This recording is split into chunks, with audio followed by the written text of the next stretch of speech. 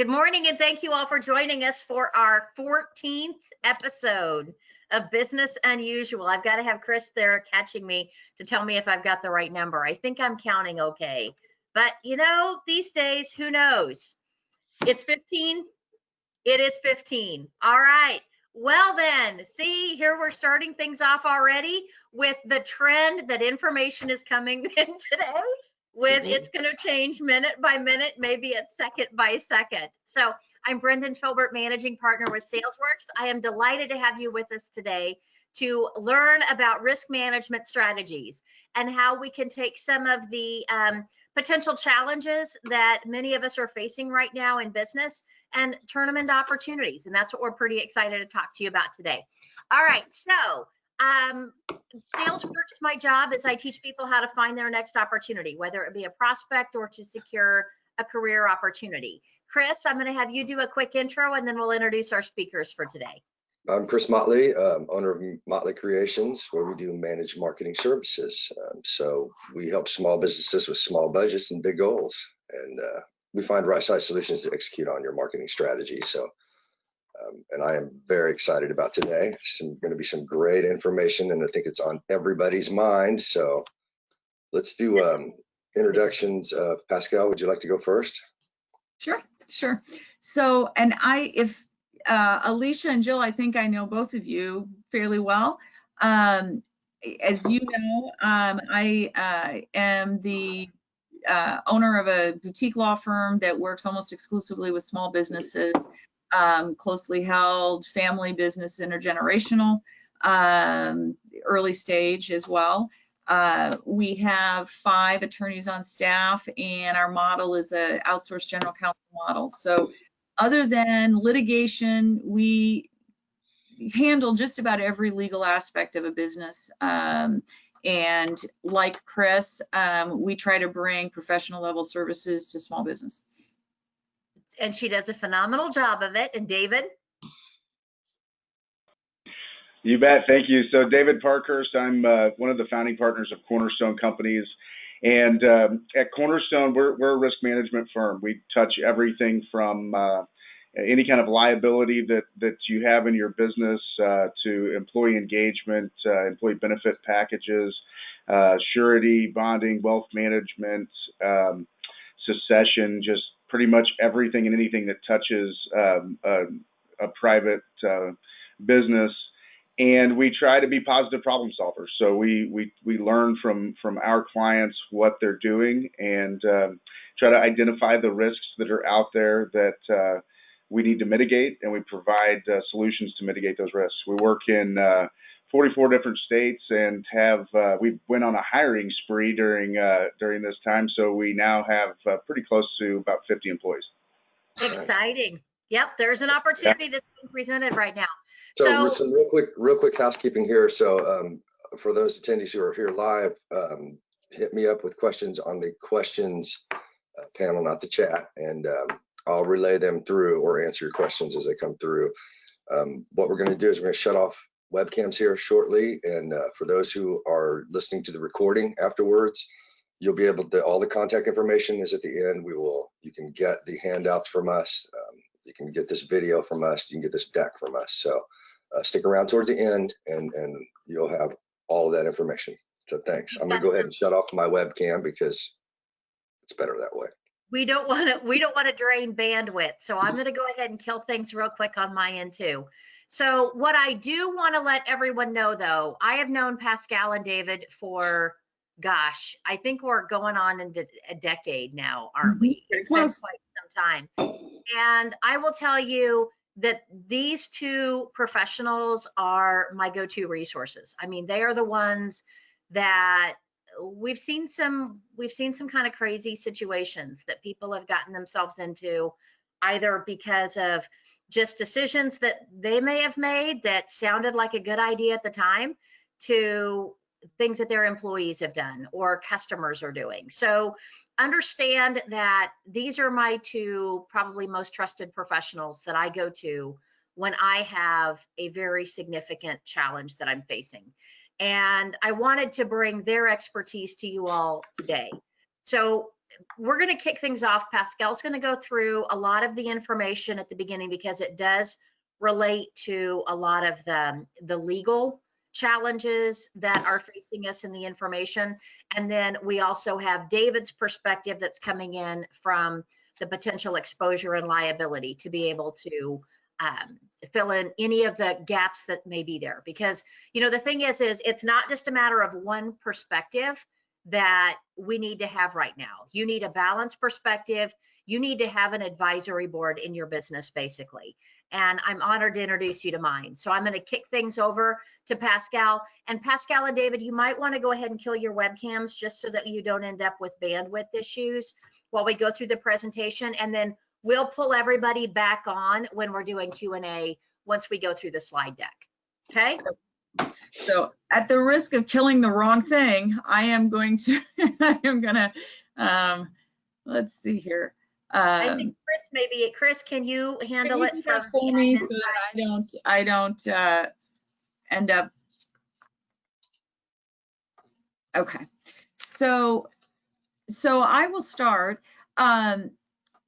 We have, as everybody has since March, regardless of what your business is, as a firm and then as an advisor to small businesses, we have been making our way through the current environment.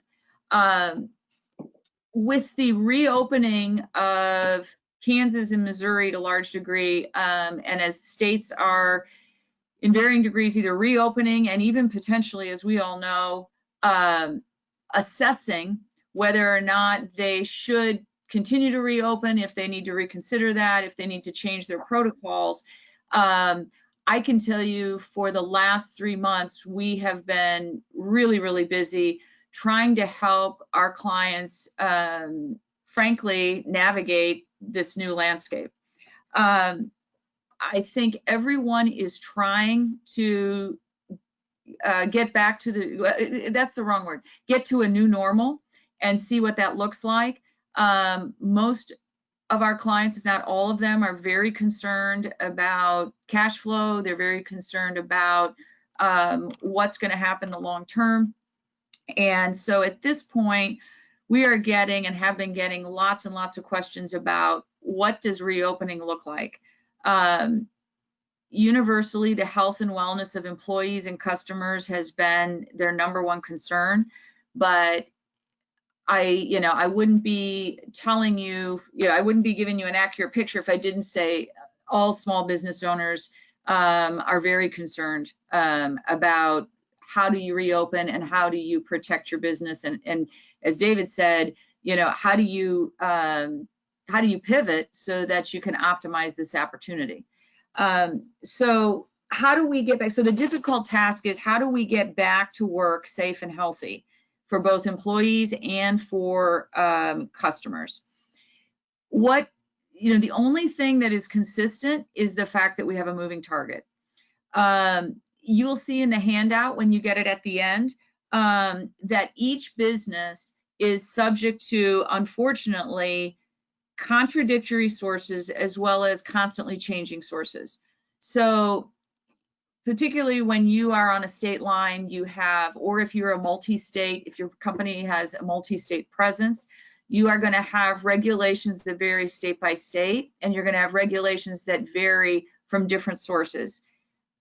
Even once you can identify which regulations and which sources come to bear on your business practices, you're going to find that those are changing, and they're changing constantly. And then from that, you then are going to be doing, frankly, some interpretation. And each individual case and each individual fact pattern is going to dictate what's right for your business. So for example, in the next slide example, so hair salons, the standards for any one business are constantly changing because the sources are various. But for example, hair salons, you would think that at least as in an industry, you would have some consistent guidance on what's expected as you reopen. Unfortunately, even that is different. So when we will, in a couple slides, we'll go through what each of those sources are. What you're going to find is that there's no set of rules, protocols, guidance, or recommendations that fit all businesses. It just doesn't exist. Each business is going to have to do their own analysis within their industry as to what applies to them. And then you're going to have to further customize to what makes sense for your individual needs. So for example, if you're a hair salon in Overland Park, Kansas, you may have a clientele that makes risk lower or higher than your neighbor or your competitor. If you have clients or if you have employees that to a large degree fall within a high risk group, you may be instituting much more protective measures than a group that is servicing or employing much younger clientele. You may find that the type of services that you provide are going to require either a higher level of PPE or personal protective equipment, or it might be lower. You may find that your protocol coming into your workplace is different than someone else based purely on the workflow. So the challenge for business owners becomes, how do I stay consistent or how do I stay abreast of all of the constantly changing authorities? How do I then, while I'm trying to still keep my business intact and I either may have reduced my workforce or I may have increased it, how do I then put together a protocol or a program that works within my business so that we're identifying what we need to do, and then you really have to put in place a protocol that's going to allow you to be consistent. So on this side, on this slide, one size does not fit all. Some of the things that are going to be very important is once you have put together what your protocol is, it's going to be very important, particularly say with employees, to clearly communicate. Much of the fear and much of the conflict that we have seen with employees has centered around people not being sure what's expected and not being sure what's coming. Now, you as an employer are not necessarily in a position to address all of those things, but what you can control is your communications. So as we work through these materials, we'll talk about how do you put a protocol together, but communication clearly with employees is very important. That becomes even increasingly difficult when you consider that most of us or many of us have been working virtually and continue to work virtually with either gradual reopening. So maybe your offices, maybe you have brick and mortar and you are reopening slowly. Maybe you have some of your staff coming in, maybe you have none of your staff coming in. Maybe this has worked so well that you now are managing a virtual organization. That's very different than what you had done before COVID, when you could have a group meeting or you could pick up on nonverbal cues of your employees and your staff. So clear communication continues to be very important. It can be a challenge, but it's also very important. We're also, and I've said this to all of my attorneys, when a client comes to you with an issue, be it COVID related or otherwise, one of our obligations is to give them sound legal advice and strategy.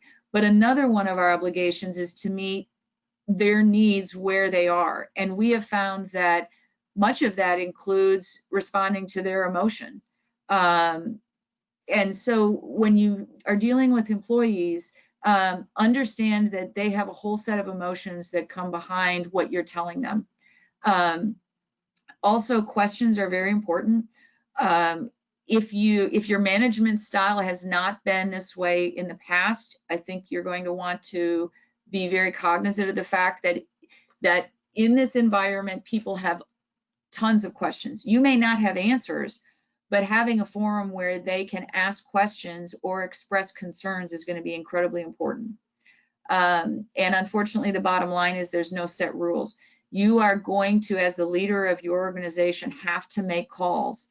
And you may do that sometimes with some of the information, none of the information, all the information that's available, that may change. So that is going to be your role. The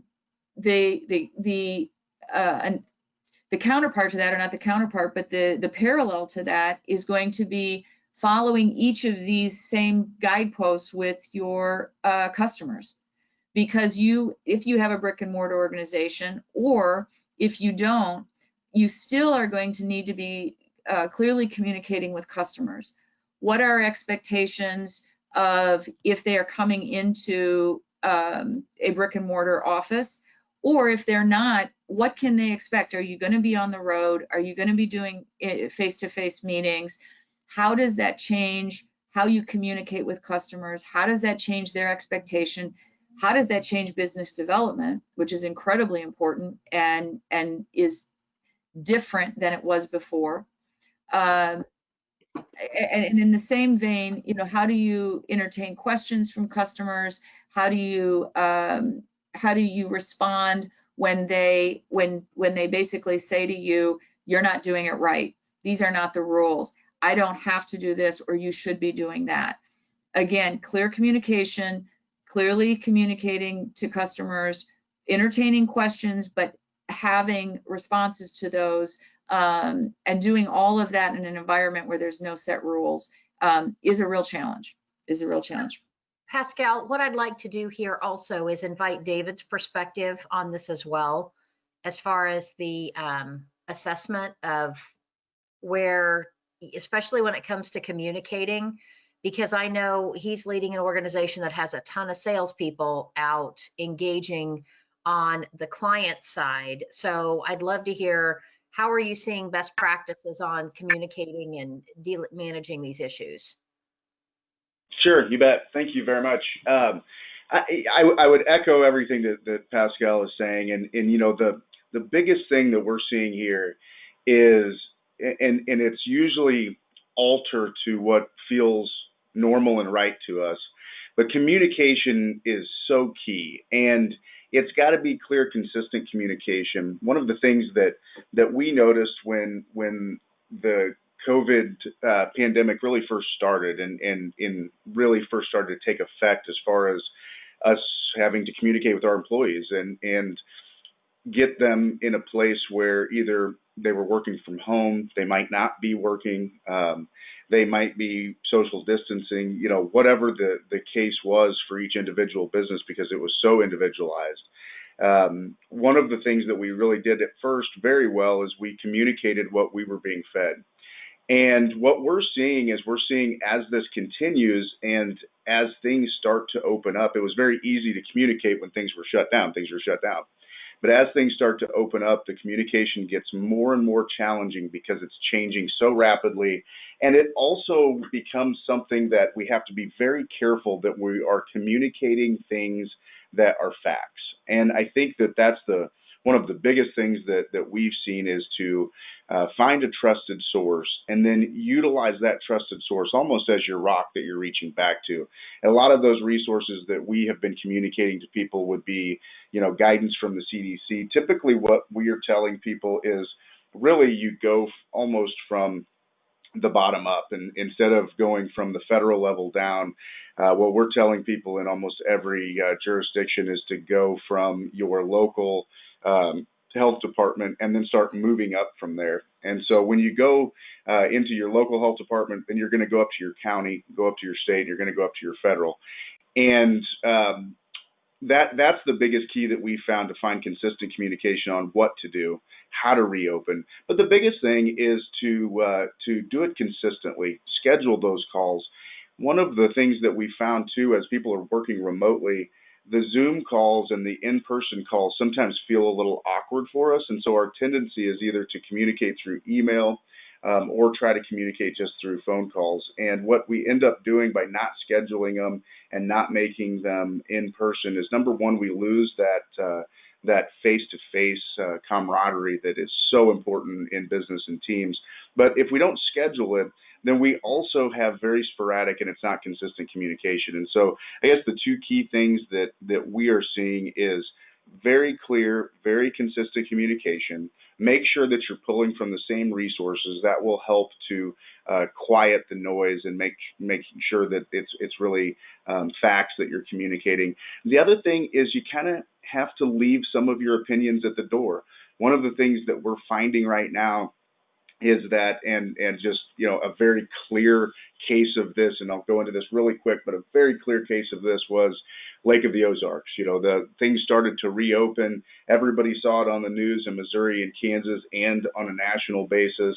And they saw all these people in a pool, which, just it really drug out emotions from people in a lot of different ways. Well, there were guidelines and there were ways that, structured ways that you really had to handle that. And our emotions and our feelings about it really needed to be separated from the facts and how to handle it. And so that's one of the most challenging things, but I would say it's one of the most important things, is to separate your emotions from facts and try to use those facts in your conversations and your communications and not your emotions. Thank you, David. And I couldn't agree more. The other thing that I've seen, and David, I think, is being very diplomatic about it, is I'm seeing that there's almost a politicalization, if that's a word. I just traveled in the last week and was out of the state, and I was in Colorado, and there was a very different approach. Masks or no masks became pretty politicized. And David's exactly right. You go to the facts, and then you go to the sources that are authorities, and you don't have to make judgment calls on whether or not this is an emotional issue or whether or not this is a political issue. These are what the facts are. This is what the guidance is, and this is what I, as a leader, am determining is going to work for our organization. And then to have an open forum to bring questions, but questions doesn't mean that your emotions around all of this get to determine how we're going to address it in this workplace. And we've seen a lot of that. We've seen open disputes about masks, no masks. We've seen open disputes about taking temperatures, not taking temperatures, not being willing to go home, forcing a person to go home and take PTO, and it becomes very emotional, cutting hours, not cutting hours, being fired, all of that bubbles up. And as David has said, as the leader, go back to the facts, go back to the guidance, and then go back to our company's protocol. And if it needs to pivot, we all are managing change at this point. So we've got to go back to that. You go city, then you go, county, then you go state, then you go, OSHA, professional or trade organization, OSHA, CDC. But as a leader, you are going to be helping others manage their emotion and their opinions about how this should be handled. So the slide that comes up is research the CDC, and I absolutely agree with David that you start from the bottom up, but if you are sitting there thinking, okay, that's a nice idea, but we don't even know where to start. We're not sure. We've been just trying to hold the business together, and we are getting 1,000 emails a day on guidance about this is what we should be doing, or this is what, I don't know about all of you, but I have been spammed every single day with guidance on COVID and PPP and, the SBA and reopening and statistics about, what states are flat. And, so we're getting all of this information that's not even TV.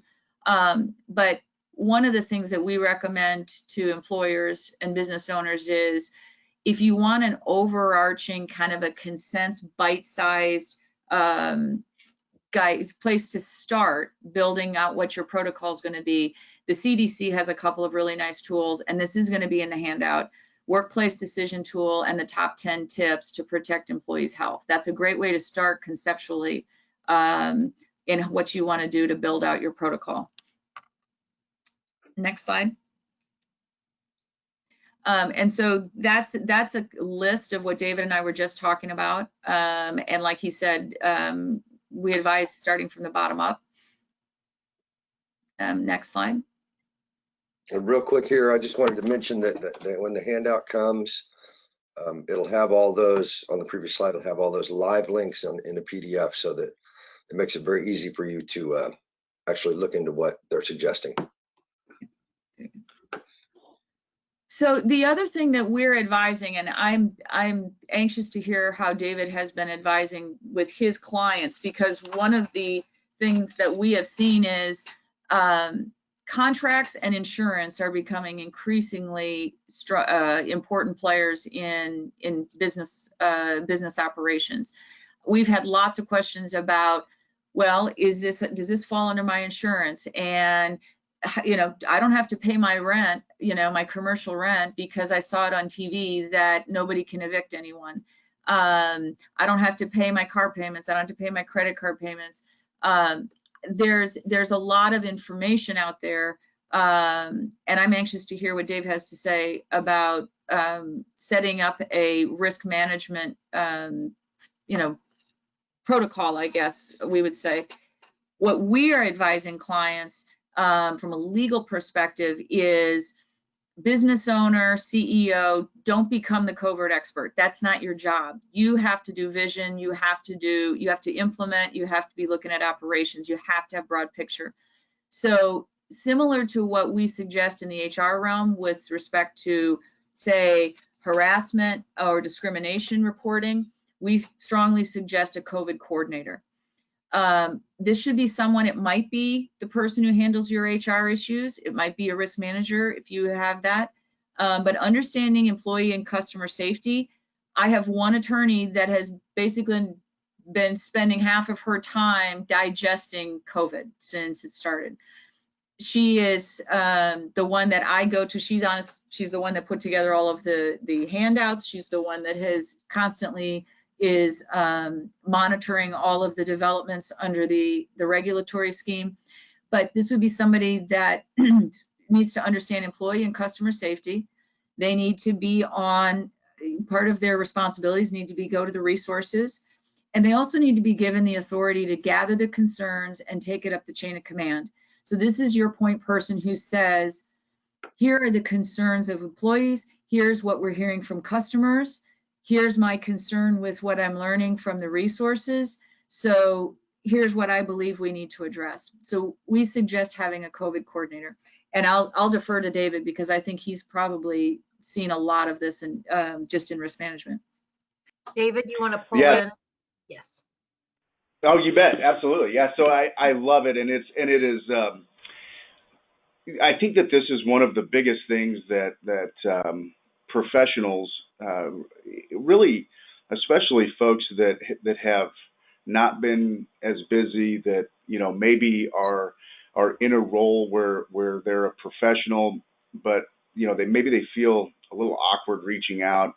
And a lot of people right now, as Pascale, as you said, they don't want to talk about anything other than just what they have to do to be able to continue to operate and survive, in these times that are going on right now. And so there's a couple different things. I'll talk to inside of your company, what we're suggesting that everybody does. Absolutely, you need to have somebody that's running point, somebody that is the head of your COVID task force, and depending on how big your company is, that task force is, gonna range in number of people. The biggest thing, secondarily, that we really have instituted and did as soon as this really started is keep a journal. So keep a COVID journal on everything that you're learning, everything that is changing, the things that have happened, especially if you have positive tests in your workplace, who they were, what's going on, anything like that.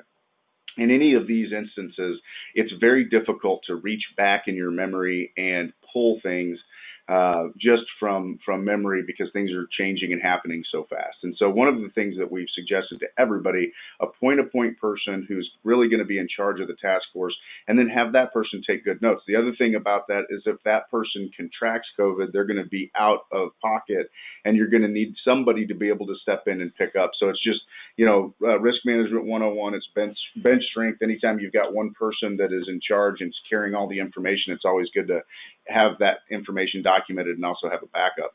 The other thing that is really important is know that you need to reach out to the professionals that are around you. So your attorney, your insurance person, or your risk management person, your financial folks. There's probably very few people who have not been furiously researching over and over again, as it's changed so fast. All of the SBA programs that are out there and opportunities to be able to help and facilitate your business. But those things are changing so rapidly, so you've got to have good financial. So the ability to be able to put these professionals around you and really utilize them is very unique. And so I'll move to the opportunity part of it. In my opinion, there's an opportunity for the businesses. There's also an opportunity for the professionals. In any emergency situation, you don't want to take advantage of the emergency situation, but emergency situations present opportunities for us. And so as a professional, you have, maybe a lot of time now to be able to learn things, to sit on webinars, to research information, to look through and really be such a point of reference for your clients. Even if it's not necessarily in your area, it's time. And so it's just time to be able to research and find the folks to surround them with, find the information to help put in their hands. And so one of the things that we've done and that we've seen a lot of really good professionals do is step up and try to be an information source. Just call people and say, hey, I'm not calling to call on you. I'm not calling to make a sales call. We're just calling to see how you're doing and to share some of the things that we've seen out there. And here's some of the things. Here's the top 3 things, or one thing, or however many you have. Here's some of the things that we've seen that are going on that people are concerned with, and here's some of the ways that they've been handling those things, and some of the ways that they've been mitigating those. And it doesn't have to be, you don't have to be an expert on it. You don't have to know everything, but just to be a sounding board and to be a professional that can help bring resources in and surround your clients or your prospective clients with resources, we've found to be very huge. On the other side of that, if you're sitting operating a manufacturing company or some place like that where you are looking for those professionals, what an opportunity for you to go in depth in risk management with your professionals. This has forced people to do these activities that they've never taken time or really had the ability to do before. And this is an enormous opportunity to be able to really truly grow and build relationships with a professional group of people and put your roundtable together to be able to go forward past this. At some point in time, the COVID conversation is going to move into, we all hope, is going to move into a communicable disease. It's going to be a flu-like disease. And so it's going to be things that are out there that can treat it. And we're going to move past it. At some point, we're going to be working in business. It's not going to be business as it was before, I don't think, but it's still going to be business. So the relationships that you forge during these times, you're going to be able to capitalize on in the future. And so it just creates such a big opportunity to be able to go deep with those relationships. Fantastic. Thank you so much, David. And to follow up what David is saying, I think that's absolutely the case. It is a huge opportunity to grow relationships, solidify, soft as well as hard structures within your business as an infrastructure. The other caution I would give is people all respond to change differently. What David is talking about is a huge opportunity for those people who are able to look at this as an opportunity. It's a huge way to capitalize. Sounds negative, and I don't mean it that way, but to take an opportunity and make the best of it. The flip side of it is we also see some individuals, business leaders, employers, and then businesses that kind of put their head in the sand. They're like, COVID's over. It's not that big a deal. We're going to move on. And some of the strategies or some of the responses in that vein, I also am cautionary that that can be a dangerous approach. We have not seen any serious, and by serious, I mean, consistent, or there really, the law has not, what I'm going to say, caught up with liability around COVID, but it will. So we haven't seen regulatory challenges. We haven't seen a lot of legal challenges. At this point, most of our society is hunkered down, and we are, for the most part, extending each other goodwill. I've seen landlords, delay rent. We've seen insurance companies prorate premiums. We've seen a lot of collaboration. We are predicting that as financial stress increases potentially, and as this becomes a part of our life, we believe that the legal environment's going to catch up. And so there are going to be legal ramifications for businesses that do not make a good faith effort to try to follow at least the guidance that exists. So I say that, again, reinforcing everything that we started with: get a COVID coordinator, stay very close to your employees and your business colleagues and your customers, and those are interpersonal relationships. Make sure that you are, and David's suggestion is absolutely excellent about keeping a journal. If you can document the efforts your business has taken, and you have someone, to his point, that allows someone else to step in, and you now have institutional knowledge rather than just an individual, but you've also documented the reasonable efforts that are being taken by your organization to respond to COVID and the situation it's created.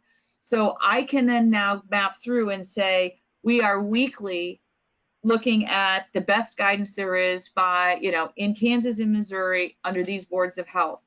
We have consistently gone to our trade organization and sought advice. And here's the written email that said, we agree with you. We don't think you need to have 3 stations of sanitizer if it's that granular. We've constantly looked at OSHA. We've looked at the CDC. We've gone to the EEOC to get advice on, I've got an employee who is asthmatic and he wants to come back in the workplace, or I have an employee who has a breathing condition, he's a heavy smoker and he doesn't want to come into the workplace, or I don't want him to be coming in the workplace. So you need to also, as a business leader, be thinking about liability. So to the extent there's guidance, you need to follow it. If there's conflicting guidance, our advice is that you follow the most restrictive rules so that you can point to them as your guidance. And the best defense is going to be reasonableness, documenting the efforts that you've taken, and also documenting if you have disputes. If you have employees, say, for example, who don't want to come in the workplace, who do want to come in the workplace, who are resistant to wearing masks, who insist on wearing masks in situations that I don't think there's anybody that's going to fault someone for wearing a mask, but usually it's refusing to wear masks, aren't following protocols. You need to make sure you document those. And this is where, as I say that, you also need to bring around you your advisors, including your insurance and risk management professionals, your legal professionals, CPAs, your HR professionals, because they may be instances where you're going to have to discipline, and that is going to be highly charged. There may be instances where you have patrons that come into your workplace that you may have to enforce a protocol, and they may resist that. So avoiding liability is unfortunately going to become one of the things that is going to be related to COVID protocols and enforcement. Next slide. What not to do. And we've had a number of, and again, I'm anxious to hear David's take on this as well. We have had a number of clients who have come to us and said, here's a draft of a waiver that I either want my employees to sign, I want customers to sign, I'm going to post on my front door that basically says you are waiving any liability against us related to COVID or COVID infections. We are not advising that. We don't believe that that is generally going to be enforceable unless it is very targeted and it's developed in, in consultation with your attorney or your risk manager. We have been consistently advising that it sends a message that you don't want to send, which is we're not doing enough around COVID. We are trying to waive our responsibilities, and we look like we either aren't managing the situation or we don't care about it. So our advice is to not, we have not told any clients to do it, and we've told them, in fact, not to. Doesn't mean you don't post your protocols. It doesn't mean that you don't post and ask employees to comply with certain protocols, but we are consistently advising against a waiver. And I'd love to hear what David has to say. No, I agree. The biggest thing that we advise, and it's very similar to normal business, but the thing that you need to make sure that you're doing is everything that you can do. And so, OSHA does not have teams of people that are out knocking down doors of businesses to be able to inspect them and write citations for COVID. It's not what they're doing. However, one of the guiding principles in OSHA, but also in any liability, is doing your best to do the right thing for your customers and for your employees. And so, there's some situations where you can't social distance. There's some situations where you can't work from home, and you are doing everything that you can do, even though there is some liability associated with that. As long as you're not breaking any of the laws and of the rules that have been set forward, then you're okay to do that, to be able to operate. But as one of the things that we're seeing is, again, as this starts to loosen up, people are really taking a personal view on it, and they're allowing it to become a personal really axe that they're grinding to say, we're not doing that. This wasn't as bad. Completely agree with Pascale. This wasn't as bad as they say. I'm not going to wear masks, and I'm not going to social distance. I'm not going to do all of these things. And my people could work from home, but I don't care. I'm going to make them come back in. And what we advise people is completely against that. So, please, if they can work from home, allow them to work from home. If they have genuine concerns and you can facilitate their ability to be able to work from home, or you can facilitate their ability to be able to social distance. There's a lot of things that we can do that might be a little extra work for the team involved, but they're best case and best effort scenarios. So, staggering our breaks and our shifts, staggering our teams, moving people around so they're not right next to each other, letting people know that it's okay if you want to wear a mask, getting on any kind of retaliation or harassment because of those, and documenting those issues. It's absolutely it's the rule really of if you're standing up, we always tell people this in our business, if you're standing up in the little wooden box, and Pascale knows this all too well, if you're in court and you're in the little wooden box and you're recounting the things that you did,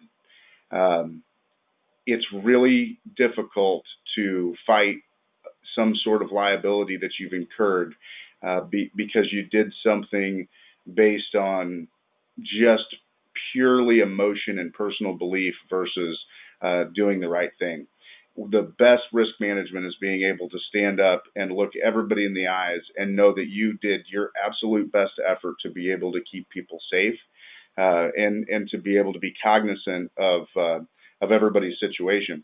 The other thing that we have to know is that a lot of people have different situations. People are caring for their parents, so there's older adults that people are caring for that you might be a risk factor for. There's special needs children and folks in people's lives. There are people that are now having to be the caregiver for all of their kids because schools and daycares are shut down, and we're going to probably see that again in the fall.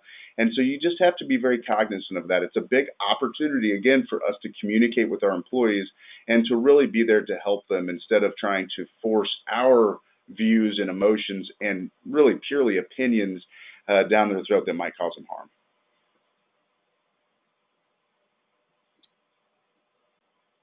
So, and if you would advance one more slide for me, that would be great.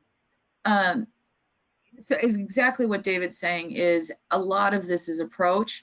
A lot of this is being created out of uncertainty. As he talked about, there's many, from a business standpoint, there's many opportunities for efficiency to be created. Remote working, virtual meetings, just your perspective and your approach to this as far as team goes, and being flexible, being a change, catalyst and facilitator. From what we are seeing, we are seeing clients thriving, and we are seeing clients, and I hate to say this, but we are seeing clients that are likely not going to survive profitably through the end of the year. And in my opinion, much of that is a function of what we've talked about. You can have a prescribed protocol around COVID, and that's fantastic. But the soft skills and the vision and the team leadership really is what we're seeing, and the business savvy of viewing this as an opportunity as opposed to a threat to the business is where we are seeing businesses thrive. And I completely agree with what David has said. Do the right thing in your mind that's consistent with the guidance.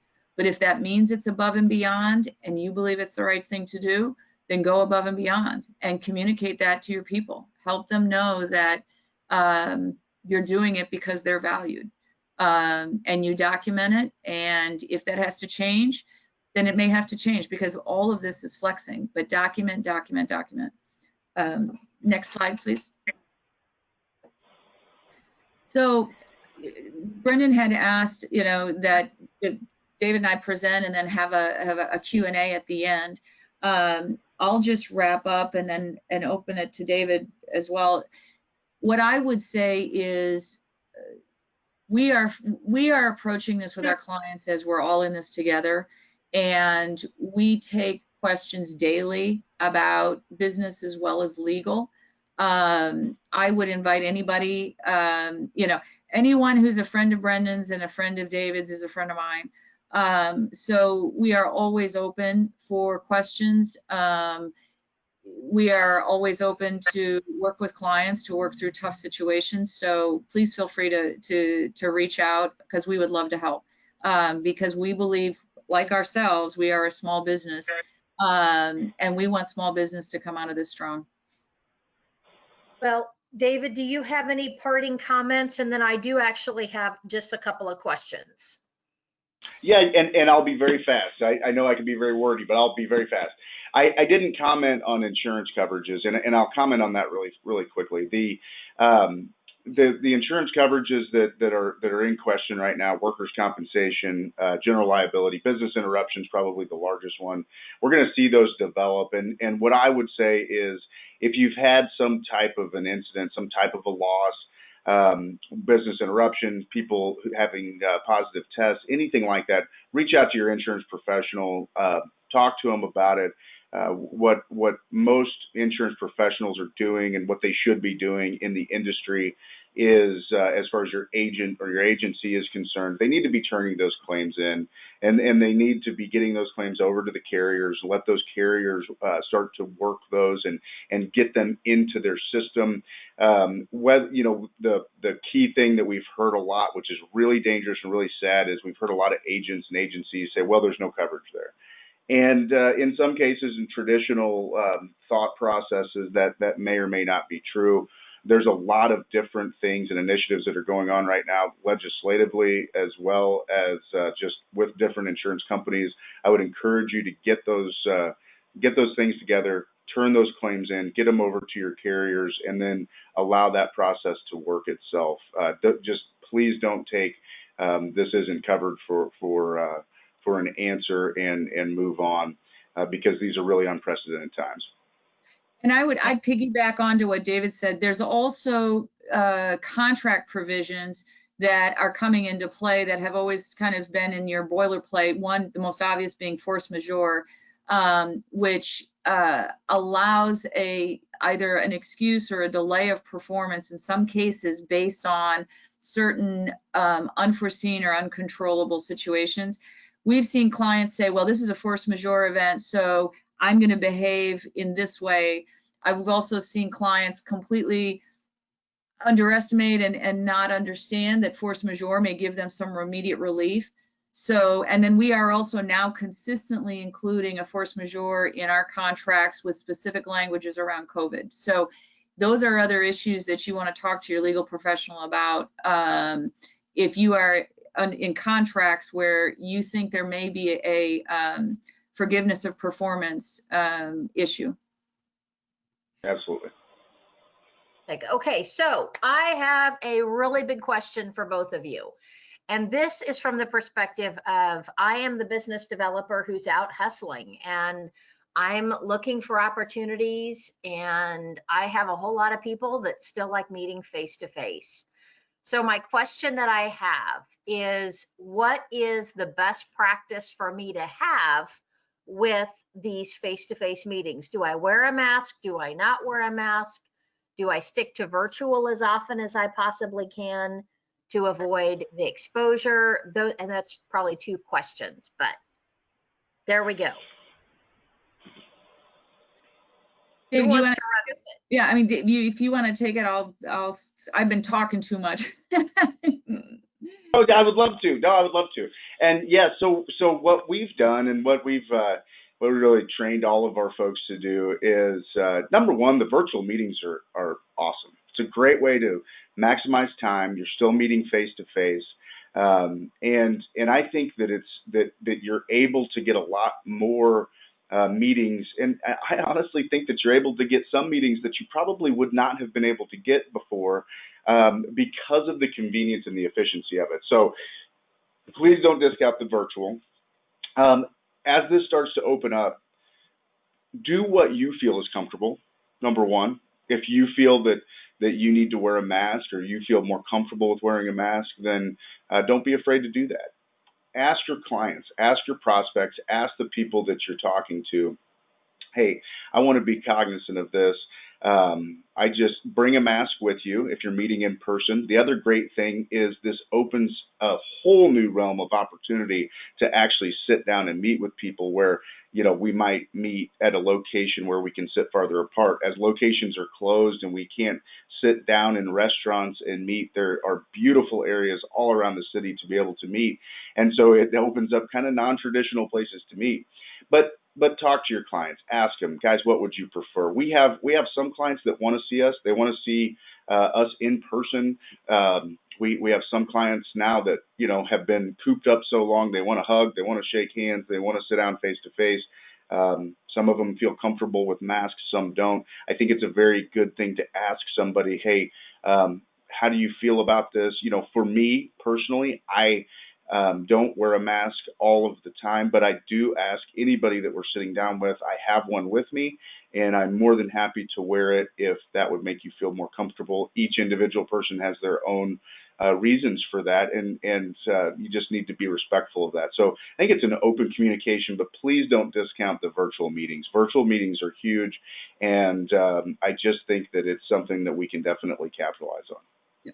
And I agree with David's response. The one thing I would add is that if you are setting the protocol for your employees, because you've got a whole group of business developers, I would probably set the protocol. I would have a clear protocol that would say, you need to have a mask with you if you're going to meet in public. you need to ask the person you're meeting with if they would like you to wear a mask, and then understand that you always have the ability and you can make the decision to wear a mask, and that you also need to follow the other protocols that are suggested with social distancing, because where the employer can have some liability is if you've set a protocol that doesn't protect your employees, and then those employees go out and they believe they're not protected and they didn't have the option to protect themselves and they became exposed. So I'd be the most conservative, but they have the option, most conservative for the protection of the customer first, your employee as well. But don't have people feel compelled to forego a mask, because that's where you're going to have some liability exposure. Well, and the other avenue that I will add to this that I've been just suggesting and actually practicing myself is when I send out my confirmation email that's just confirming the date and the time and the meeting location and the agenda, I ask just housekeeping details. Are they in an at-risk situation with health, and do they want me to wear a mask? And then I've got the email documentation of whether they did or did not say yes, whatever they're most comfortable with. I think that's I found that to be helpful. So awesome, fantastic. So I have one other really big question before we wrap up, and this has to do with events. So you all have attended many of my happy hours, and you know that I'm a big person for having in-person meetings. What's the potential risk and exposure if I host an event and someone gets sick? So again, I think if you are following the guidance to, the guidance to date, and if you check your guidance, if you check these authorities, so again, start city, county, state, CDC, social distancing, I would actually provide masks at the event. I don't think under the current guidance you have to require a mask be worn, but I would post the guidance, social distancing. I'd have hand sanitizer. I'd have masks there. That's how, because you are hosting that event. I would for sure keep a list of your attendees. So if someone did later report to you that they were COVID positive, that you could help with tracing. But that's how I would suggest you handle it, is make sure that you are following all current guidance, and then I would post it, and I would make that available. I don't think you can have liability if you are providing the ability, the opportunity for people to comply. Okay. What do you think? I agree. Absolutely. And I think that, for, unfortunately, what we're advising almost all of our clients is probably need to continue to keep them virtual for now. The biggest challenge is when we get together as a group, especially when it's a networking group that we're putting together. There's just so many polarized different opinions and feelings on this, and the likelihood that somebody is going to test COVID positive is really high. And now the likelihood that you're going to be able to trace that back to that event is probably very low. But it's a pretty high risk to take when we have some wonderful resources to us and can do some pretty cool things virtually. So we're telling people to be very cautious at best if they're having an event like that. And Pascale's absolutely right. You have to set up all of the protocols for it, have the mask. You really have to get up and communicate that. And so because of that, and we're a risk management firm, so we're nervous at best, normally. We're just telling everybody to, it might not be worth the liability yet. It's still pretty new. All right. Fantastic. Well, thank you so much for taking time with us today. And I did want to make sure that I also, so we've got their contact information on the slide. I encourage you to, at the very least, reach out, connect on LinkedIn, follow, They are both amazing professionals that give very practical and actionable advice for business leaders and for business development professionals. I also want to make sure that I let everyone know about something that Chris and I have been working on. For those of you that are in transition or that are looking to diversify your products or services right now, you may want to check this out. The Brand You program is something that Chris and I have been developing for the past several months based on what's happening with COVID.